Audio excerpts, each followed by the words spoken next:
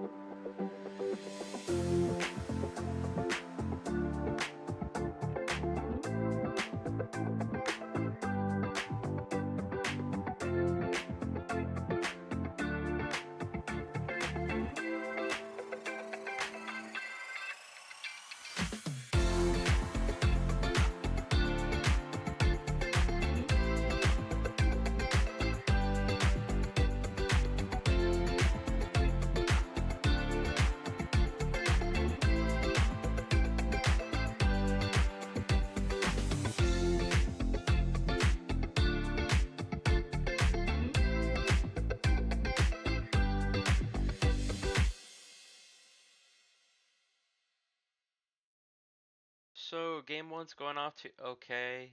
We're working a double at this exact moment.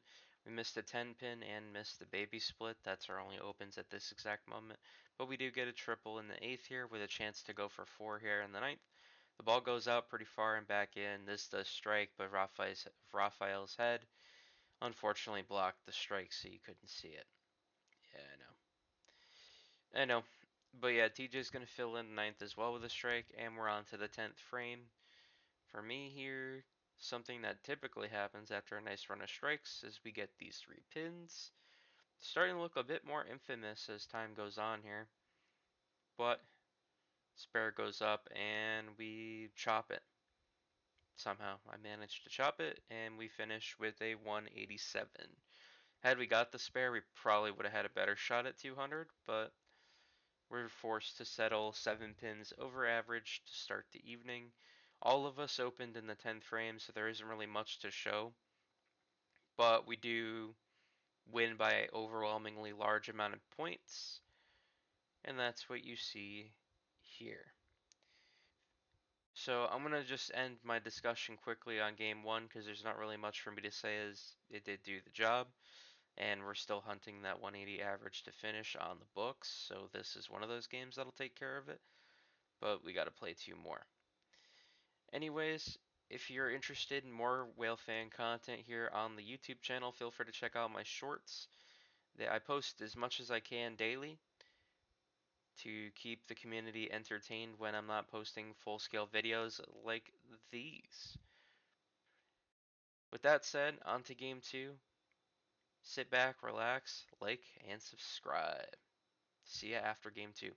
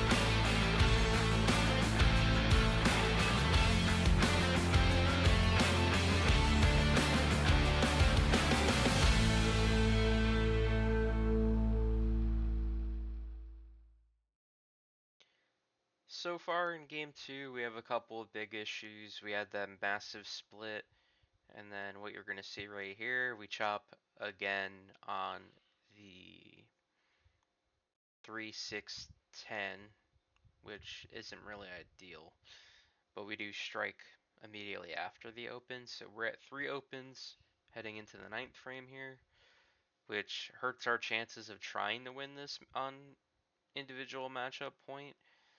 Um, Yeah, we're kind of just getting bit in this game by mistakes that kind of can't happen.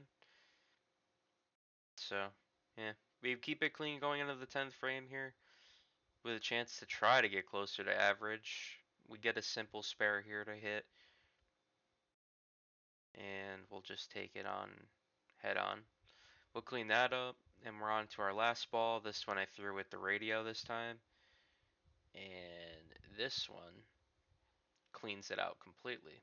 So, I don't think I did a ball change though in this video to that, but don't quote me on it because I've already finished the league season at the time this video is coming out.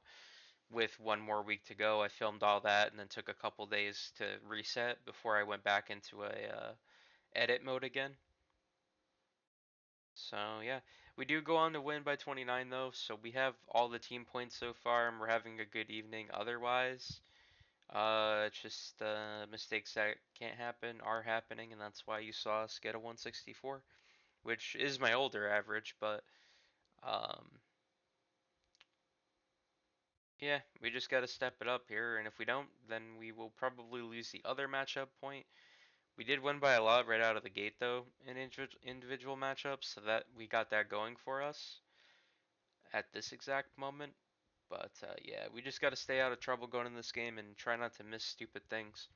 Other than that, we will be fine. So on to game three to wrap up the second to last week in Monday Night Trios. See you at the outro.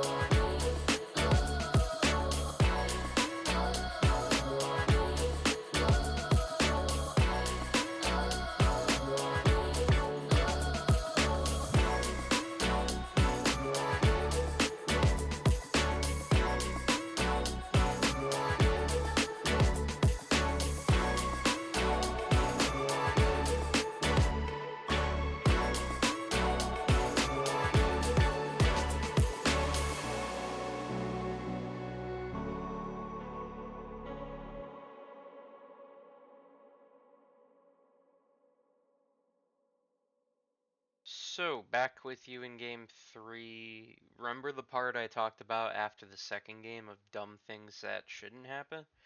Well, we do it off the rip in the first frame, and I'm also going to take you the rest of the way through this game and kind of bring more light to what I mean.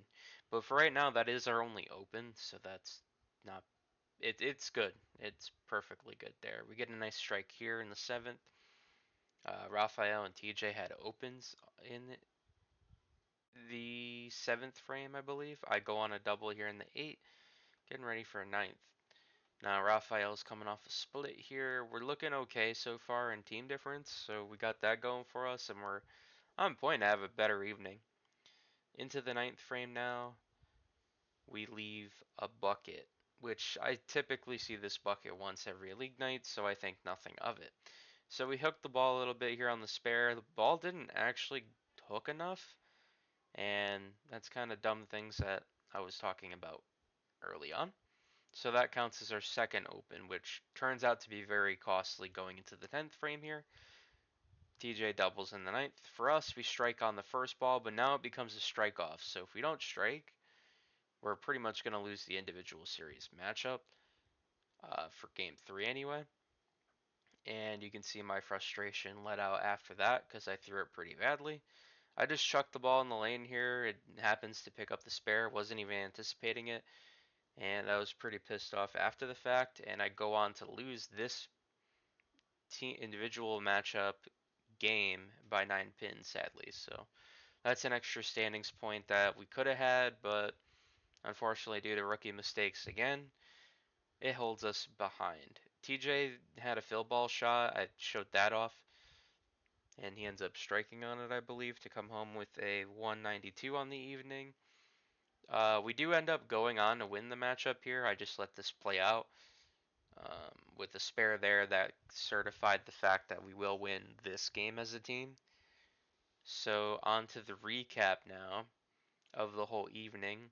We have a 531 series on 187, 164, and 180, which isn't terrible, but it could have been better. We're 9 pins under average as a result. Series record is 17 and 4, which is our probably second best win of the season, and our record continues to go up to 112 and 98. We're only 12 back of first going into next Monday's video. It is position round, so it will shake up a lot of things, hopefully. But for me, I take 2 points out of 4 in my personal matchup, and we take all 9 on the team series. So overall, we've had a very good go. If we can keep this up, we should be fine going into the final week. We just got to clean up mistakes, kind of what I've been talking about, because those things hurt us a ton. However, though, we are continuing to hold on to our 180 average goal, so that's what we got going for us at least.